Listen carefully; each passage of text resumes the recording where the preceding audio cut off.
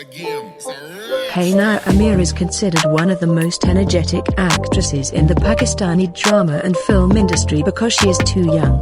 And seeing their natural beauty, every young boy goes crazy behind them. And she cares a lot about her fitness and health. Hania Amir keeps sharing with her fans by creating something through her Instagram account.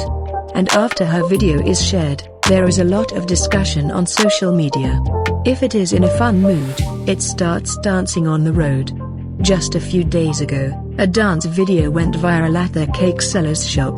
Hania Amir's famous drama Kuda and Muhabbat with actor Feroz Khan is coming soon on Jio TV.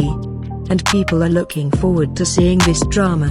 Because in this play both the actors are big who have given very successful plays in the past. And let us tell you here that Hania Amir is still single. But in today's article, we will see how much Hania Amir looked so cute when she wore black clothes while attending various events.